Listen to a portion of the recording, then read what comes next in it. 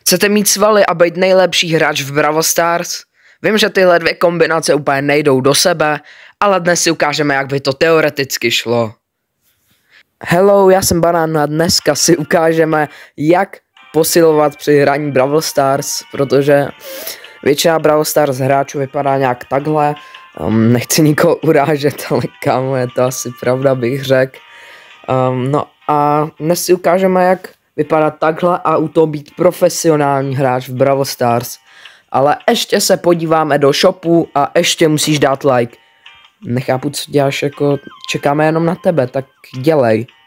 Jo a když už si dal ten like, tak dej i odběr. Taky se čeká jenom na tebe, takže dělej. Čekám. Už jsi ho dal? Díky moc. No dobrý, to je jedno, sorry, hej. Tak.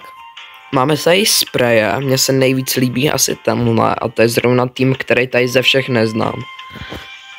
Tohle taky neznám, tady ty dva neznám, jo. Ještě možná tady ty tři neznám, no. Všechny tady ty už znám, ale tenhle, to vypadá hezky, tenhle spray. Reálně ten vypadá dobře. Já bych si ho jenom koupil třeba kvůli tomu, jak vypadá.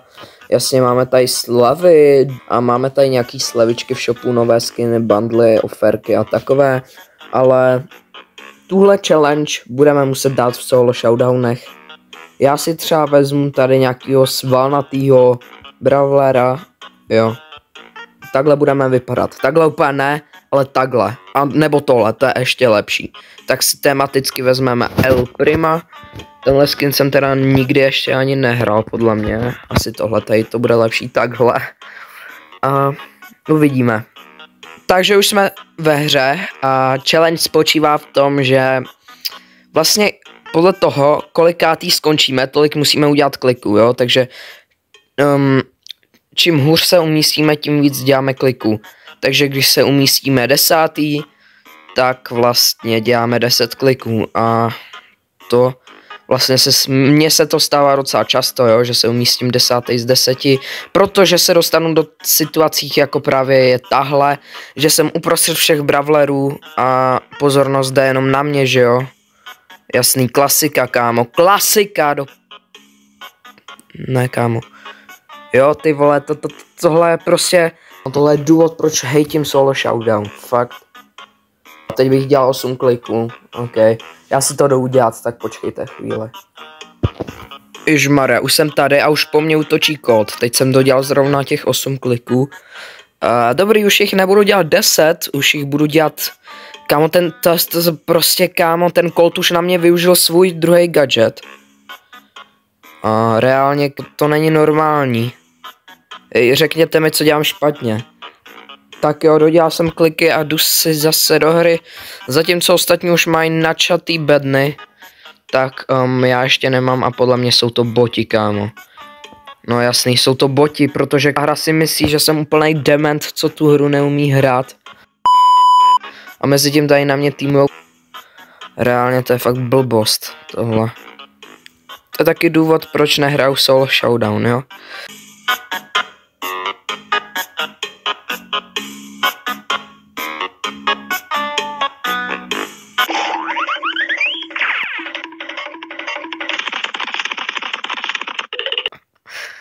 Dobrý. Máme ho, jdem udělat jeden klik. No nic, jdem vyhrát tuhle hru.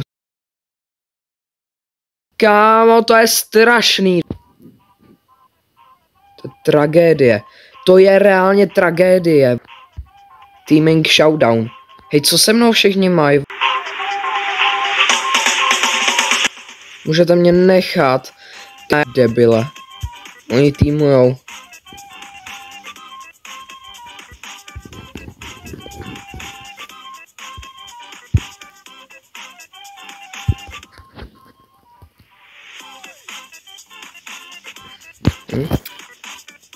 Co k tomu dodat? Já se nebudu rozčilovat. Nebudu se rozčilovat. Ok, prosím Supercell, že jste mi semka dali boty. Ne, nejsou to boti. Dívej, Nita už si jde po mně. To už jeden člověk to ještě zvládnu, když po mně jde. Co už nezvládám, že se k ní připojil tenhle sprout. Jo, ale pořád moje nervy jsou úplně v klidu, kámo. Pořád jsem úplně v klidu. Pořád. Vidíte to na mě, že jsem v klidu, ty vole, ta hra má na mě pozitivní dopad. Mě to vyvolá úzkosti, deprese, odinstalujte si. Proč to hraju? Proč to hraju, kámo? Už zase, kámo. Ne, kámo, ne. My jsme tady, aby jsme vyhráli. Sakra. Po každém pádu je důležitý se zvednout. Motivation. Co tady na středu bylo něco zlatýho, Nita? Hej, reálně ta Rosa mě tady targetuje, to mě docela jako štve.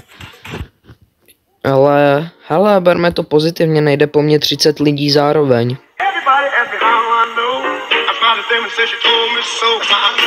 Ale, Nitinka se začátku, co budeš dělat? Co budeš,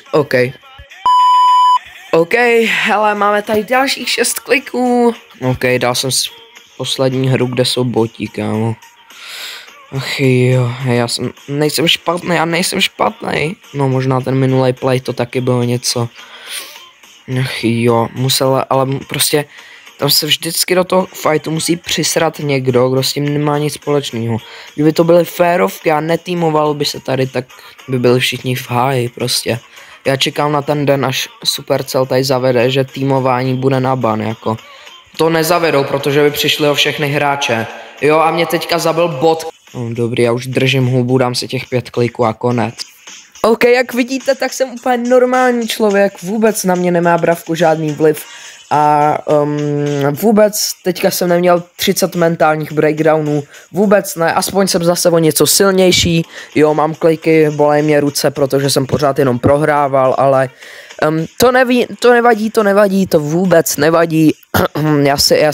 Já si po tomhle videu půjdu zahrabat hlavu do písku, abych a nikdy už nevylezu, takže se možná už nikdy neuvidíme, to je jedno, byl bych rád, abyste dali like a odběr, mějte se hezky a čau.